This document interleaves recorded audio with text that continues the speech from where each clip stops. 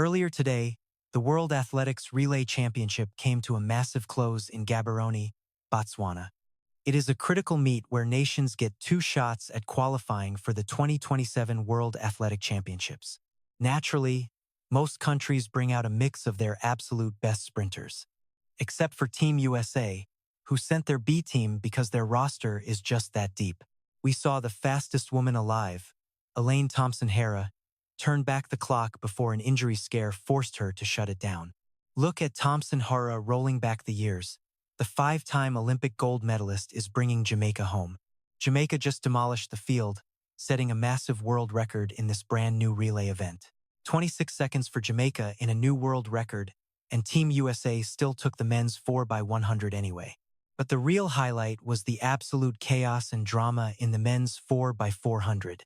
Between Australia's huge validation and multiple world record splits, we just saw the fastest 4x400 ever. But what if I told you the track was actually short? Well, sort of. Let's talk about it.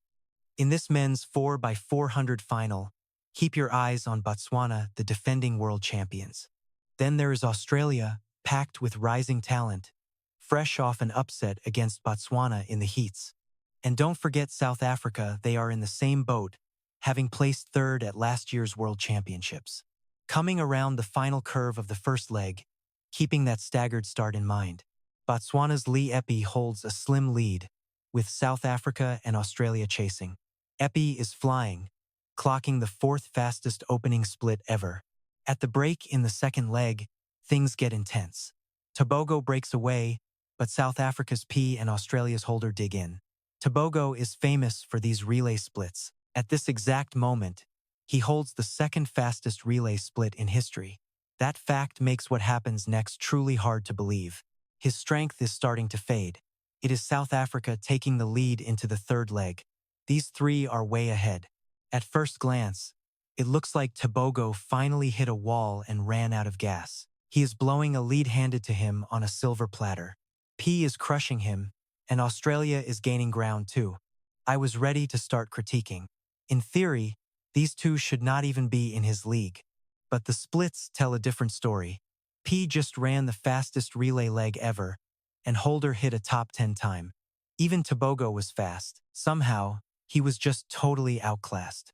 South Africa holds the lead with 18-year-old Kuko leading the charge, while individual medalist Ndori and Australia's Reynolds are in hot pursuit.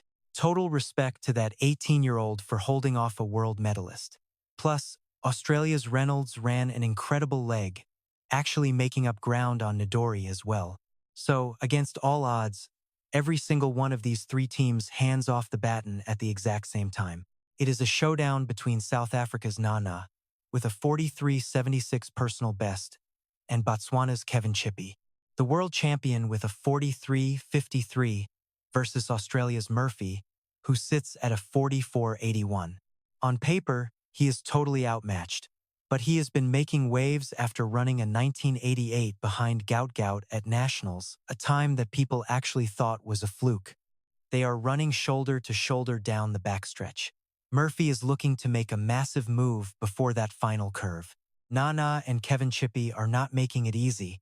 They force him wide, refusing to let Murphy get any closer. Turning into the final straight, it is Kevin Chippy all alone. He is about to show everyone exactly why he is the king. He is the world champ, and that 400-meter world record is officially on notice. The race and the finishing times were absolutely mind-blowing. 2:54.47 is right on the heels of the world record set 33 years ago. South Africa and Australia finished in the low 2:55s, putting them behind only that legendary US squad and Botswana. We just saw three of the top four teams ever in a single race. But wait, I know what you are thinking. The US usually dominates this. You figure they have run faster plenty of times, since the leaderboard only tracks a nation's single best performance.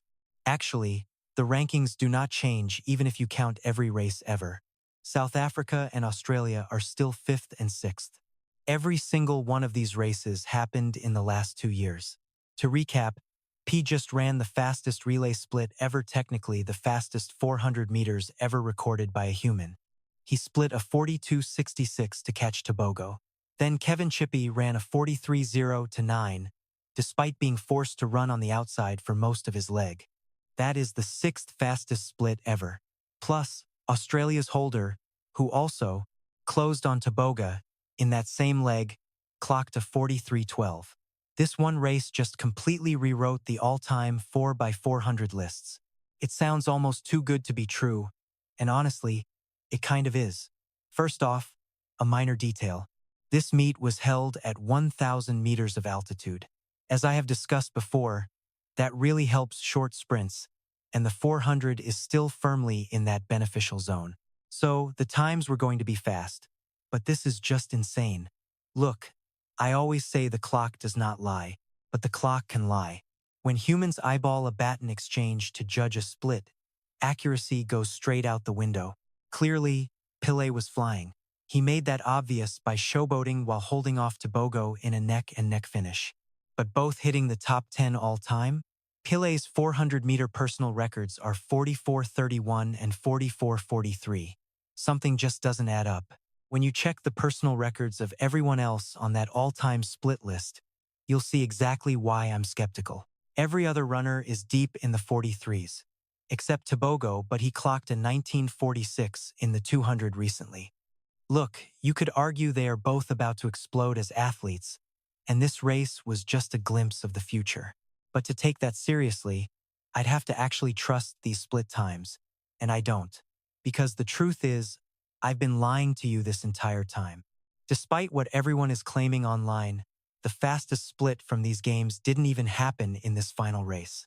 It actually happened yesterday in the men's 4x400-meter heats. People just conveniently forgot once the final started. First, in Heat 1, Brazil's Vilar faded down the stretch but still clocked 43.02 seconds.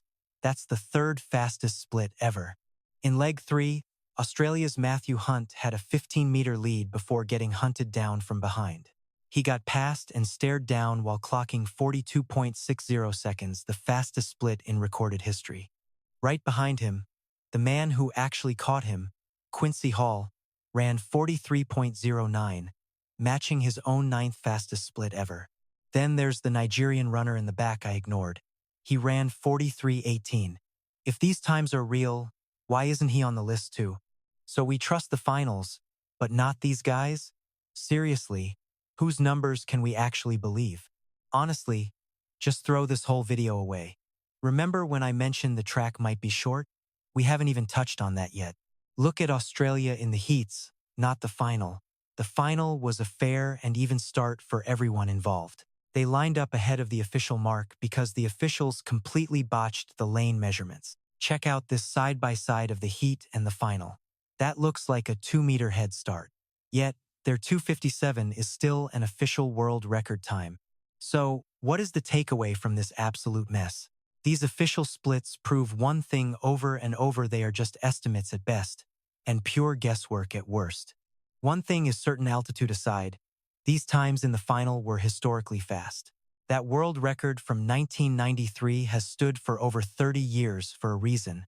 That US squad was full of absolute demons. 3 members, Michael Johnson, Butch Reynolds, and Quincy Watts, are still in the top 10 400-meter runners of all time. And Andrew Valman is still top 75. That makes the average ranking of that world record squad 21.7.